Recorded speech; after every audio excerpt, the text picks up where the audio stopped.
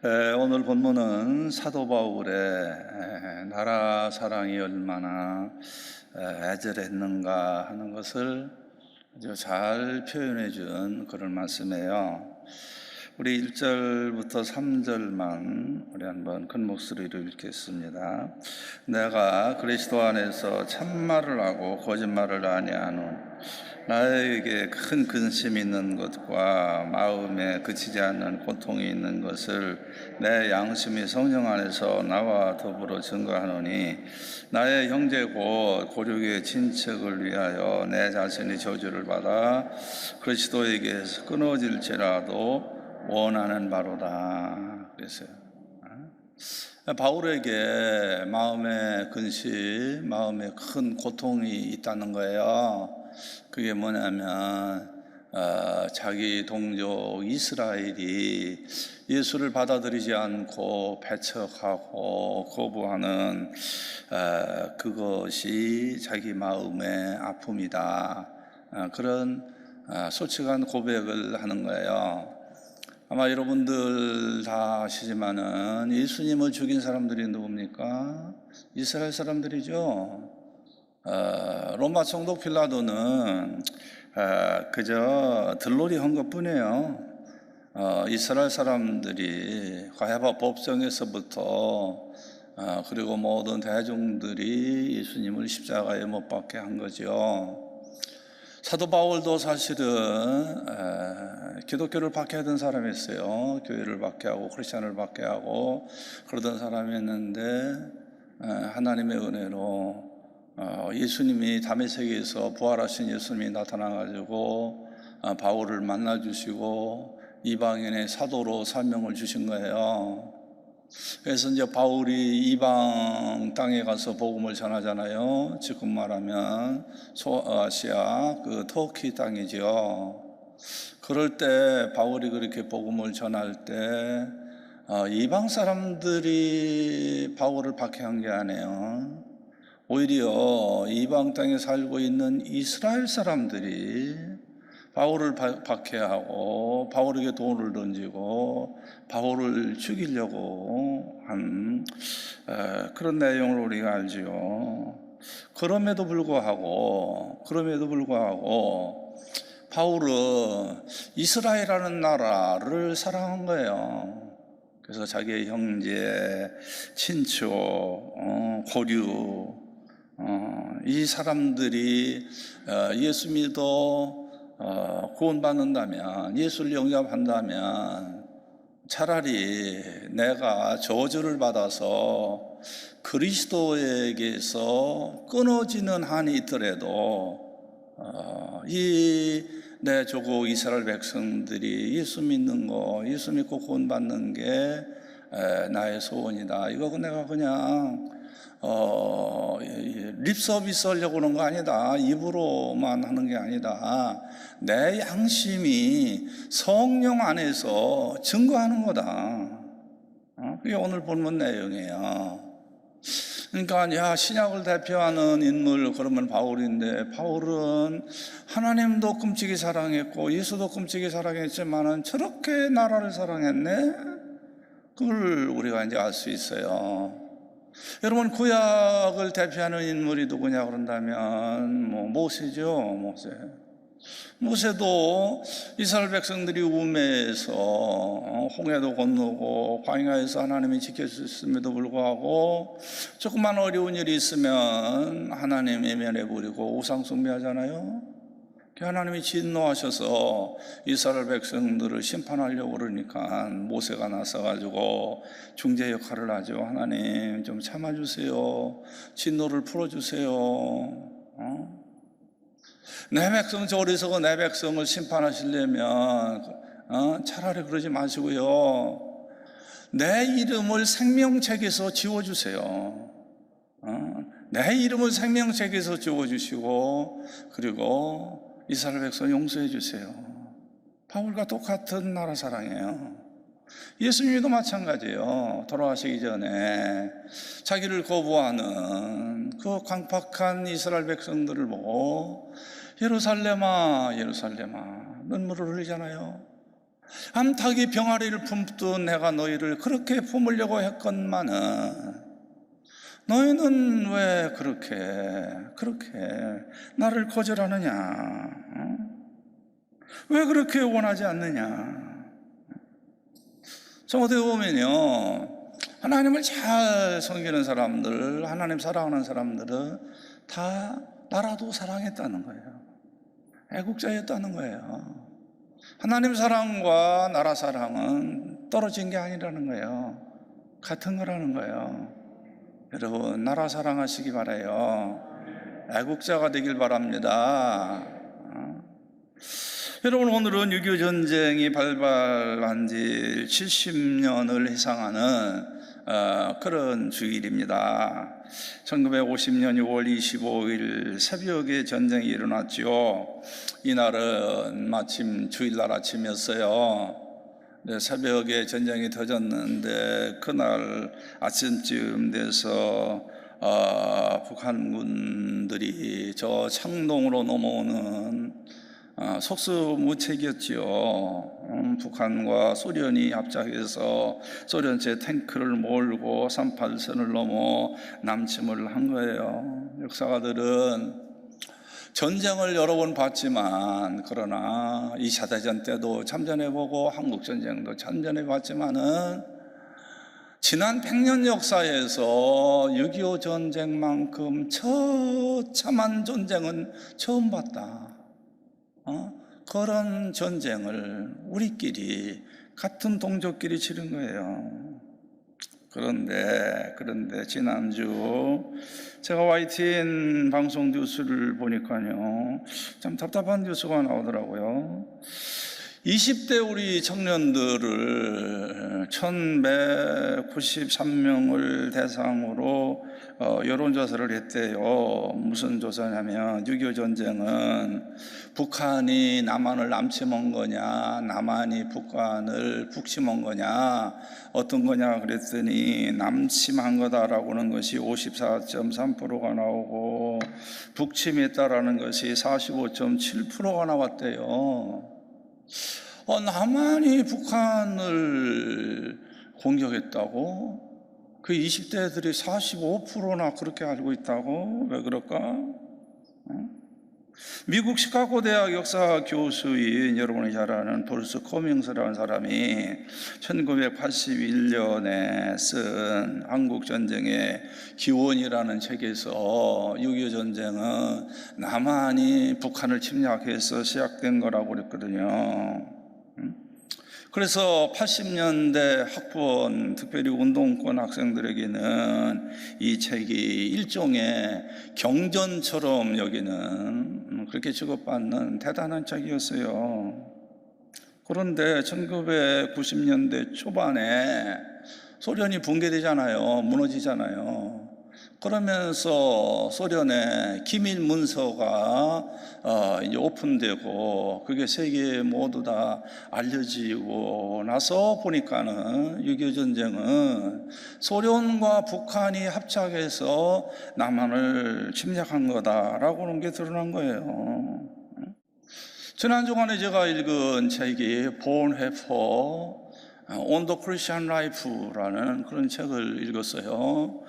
그 책을 읽어보니까, 여러분 아마 본헤퍼 목사님 알잖아요. 본헤퍼 목사님 그러면 22세에 신학박사 학위를 받은 독일의 천재 신학자, 독일의 목사, 그런 그가 나치 히틀러 정권에 의해서 39세에 처형당해서 죽는, 2차 대전 끝나는 거 몇 개월을 앞에 놓고 결국은 수용소에 갇혔다가 처형당해 죽은 본헤퍼 목사, 약혼한 처녀를 남겨두고 간 이 본헤퍼 목사님의 책에 보면요, 히틀러 정권이 악을 저지를 때 제일 먼저 시작하는 것이 역사부터 뜯어고치더라.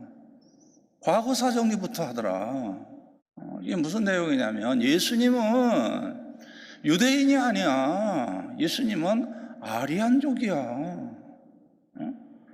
이런 누구나 예수님이 유대인이라는 거 누가 부정합니까? 그런데 아니래요. 예수님은 유대인이 아니고 아리안족이래요.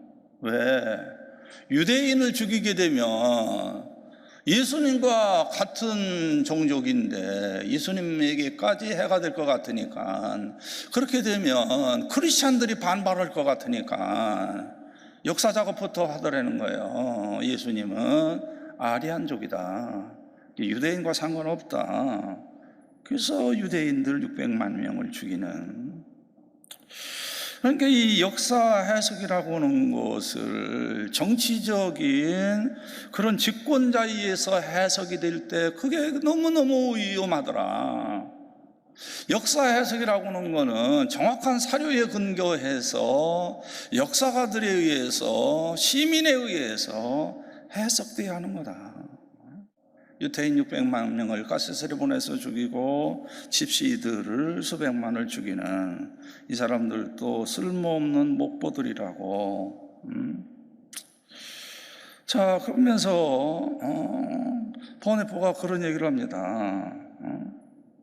조그만 악이라도 한 번 선을 넘으면 그 다음은 아주 쉽게 무너지더라. 따라하세요. 한 번 선을 넘으면 그 다음은 쉬워지더라. 그게 악이더라. 그래서 성경 데살로니가전서 5장 22절에 뭐라고 그래요? 악은 뭐라도 버려라? 모양이라도 버려라. 모양이라도 버려라. 여러분, 소돔 고모라가 왜 멸망당했어요? 고야학자들은 일괄되게 주장하는 게 성적 타락, 인권유린이었다. 하나님이 인권유린하는 나라나 인권유린하는 도시들은 한결같이 징계했다, 심판했다. 이런 구약의 대표적인 성경 구절이라고 그러는 미가서 6장 8절을 보면, 사람아, 주께서 선한 것이 무엇임을 내게 보이셨나니 여호와께서 내게 구하는 것은 오직 정의를 행하며 인자를 사랑하며 겸손하게 내 하나님과 함께 행하는 것이 아니냐. 여기 세 가지가 나열되는데 제일 앞에 첫 번째 나오는 게 뭐냐? 하나님이 원하는 건 정의다. 다른 말로 인권이다. 인권 유린하지 마라. 여러분, 미국의 39대 대통령 기억할 거예요. 지미 카터 대통령이지요. 이분은 아주 신실한 침례교 집사였어요. 이분은 대통령으로 취임할 때 미국은 대법원장이 성경을 들고 있고 자기가 좋아하는 성경 구절을 선택해서 대통령이 오른손을 놓고 대통령 선서를 하거든요. 취임 선서를 한다고요. 그때 지미 카터 대통령이 선택한 성경 구절이 바로 미가서 6장 8절이었어요. 하나님이 원하는 것은 정의다, 인권이다. 그리고 이분의 대정책의 넘버원은 인권이었어요.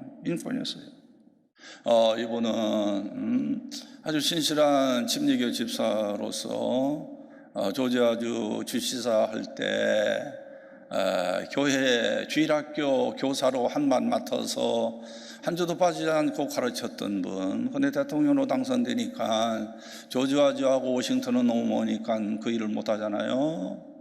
그리고 이분이 4년 대통령 임기를 마치자마자 조지아로 가서 다시 자기가 출석하던 교회 가가지고 그 주일학교 교사직을 맡았다는 분. 이분이 앞세운 게, 성경을 읽다 보니까 하나님이 원하는 게 정의더라, 인권이더라, 그런 거예요. 여러분, 이스라엘 왕들 중에 가장 사악한 왕이 누구냐 그런다면 대부분 알죠. 아합 왕, 부인은 이세벨이고. 그런데 부인 이세벨이 바알 신을 섬기는 제사장의 딸이잖아요. 그러니까 아합 왕이 이세벨과 결혼하고 난 다음부터 이스라엘에 바알신 숭배가 만연해요. 우상 숭배가 가득 차요. 그뿐만이 아니에요. 그 다음에 인권유린이죠. 인권유린. 나봇이라고는 힘없는 농부가 가지고 있는 그 아름다운 포도원, 그거를 뺐잖아요. 그걸 팔려고 하는데 나봇이 안 팔아요. 왜? 이거는 조상 때부터 내려온 거다. 그래서 이거 돈에 비교해서 팔 수 있는 그런 게 아니고 조상 때부터 내려오는 거기 때문에 이거는 팔 수가 없다. 그러면 그만둬야죠. 근데 그걸 갖고 싶어서 그 착한 농부 나봇을 죽이는데 거짓 증인 둘을 세우죠. 그래서 거짓 증인 둘이 저 나봇이 하나님을 저주하고 그리고 사람을 저주했다, 왕을 저주했다, 거짓 증인을 내세워가지고 죽이는 거예요. 행정부가 사법부를 장악한 거죠. 그리고 악을 저지르는 거예요. 인권유린하는 거예요. 아무도 무서워서 말을 못할 때 그래도 그 용감한 불의 선지자 엘리야가 아합에 가서 얘기를 하죠. 너 악한 짓을 했다. 힘없는 가난한 농부 나봇을 거짓 증인을 세워서 그렇게 죽이냐? 나봇의 피를 개들이 핥은 거와 똑같이 너의 피를 개들이 핥을 거다. 그렇게 엘리야가 예언하죠. 근데 예언한 그대로 돼요. 그대로 됩니다. 아합의 부부가 흘린 피를 개들이 핥아버려요. 하나님은 정의의 하나님이다. 하나님은 인권을 사랑한다는 거죠. 이스라엘은 이렇게 우상을 숭배하고 인권 유린을 하니까, 그러니까 남한국보다도 북쪽 이스라엘이 한결 일찍 아수르에게 망하죠. BC 722년에 망합니다. 이런 역사를 보면서 우리가 느끼는 영적 교훈은 하나님 사랑과 이웃 사랑, 하나님 사랑과 나라 사랑은 분리되는 게 아니다. 구분은 되지만 분리되지 않는, 이건 하나가 되는 거다. 하나님 사랑하는 사람은 나라도 사랑해야 한다. 하나님 사랑하는 여러분들이 잘못하면 나라도 망하더라. 문제는 크리스천이다. 그게 역사적으로 우리에게 보여준 것이 바로 20세기 초에 제정 러시아죠. 여러분, 제정 러시아는 종교 일치였어요. 유일한 나라, 기독교가 국교인 나라, 그게 러시아였어요. 그런데 그 당시 러시아 정교회의 교인의 숫자가 9천만이 넘었다고 그래요. 그런데 이렇게 종교 일치의 나라고 종교의 교인들이 9천만 명이나 넘는 나라에서 불과 4만 5천 명밖에 안 되는 무신론을 주장하는 공산주의자들에 의해서 결국은 그 나라가 공산화가 되어버리는, 볼셰비키 혁명이 일어날 때 러시아 종교의 지도자들이 무엇을 한지 아세요? 그들이 모여가지고 강대상에 있는 이 칼라가, 이 보가, 강대상 보가 초록색이 아니야, 검은색이 아니야, 붉은색이 아니야, 그걸 놓고 싸웠어요. 러시아 신부가 이렇게 스토리를 이렇게 올려놓는데, 이 스토리 초록색이 아니야, 붉은색이 아니야, 흰색이 아니야, 무슨 색이 아니야, 무슨 색이면 어때서 그걸 놓고 싸웠다고요. 그러는 사이에 볼셰비키 혁명이 성공해가지고 러시아는 그 무서운 무신론에 73년을 보내야 하는, 그때 수많은 러시아 정교회 신부들이 죽임을 당하고 유배당하고 대표적인 교회들만 남아있고 대부분은 공장으로 변하고 창고로 변해버리는 그 73년의 어두운 역사. 그리고 그 소련 공산주의 때문에 북한도 공산주의가 되고, 그 다음 해에 중국도 공산주의가 되고, 그리고 또 1년 있다가 소련 공산당과 북한 공산당이 합작해서 유교 전쟁을 일으켜서 이 비극을 맞이하는 거예요. 자, 역사를 거슬려 쭉 올라가면 결국은 이런 우리의 비극의 원인 제공자가 러시아 정교회가 아니었냐 이게야. 러시아 정교회가 살아있지 못하니까 이런 일이 있지 않았나. 그렇지 않다고 누가 장담하냐. 아멘은 전혀 없다. 그러니까 하나님 사랑, 나라 사랑 분리되는 거 아니다. 우리가 정신 차려서 예수 잘 믿어야 한다. 크리스찬이 중요하다. 이 나라를 책임질 사람들은 크리스찬이다.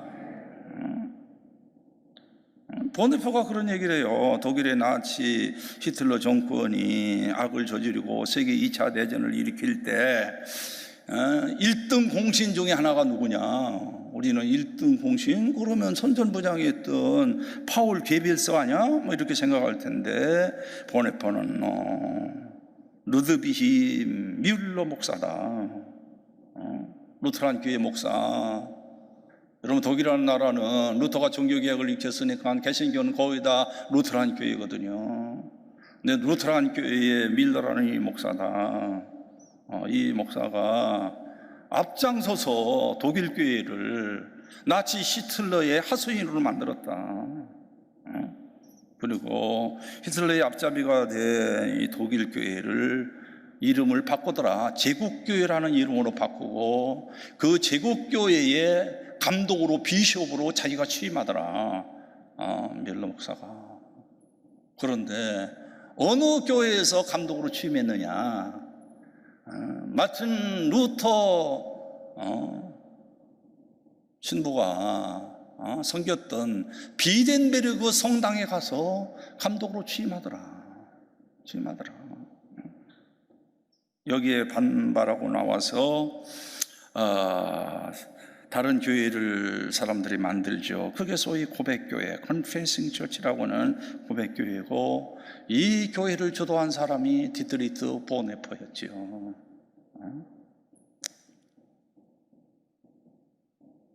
교회가 제대로 판단을 못할 때, 크리스천들이 제대로 판단을 못할 때 독일이 악을 저지르더라.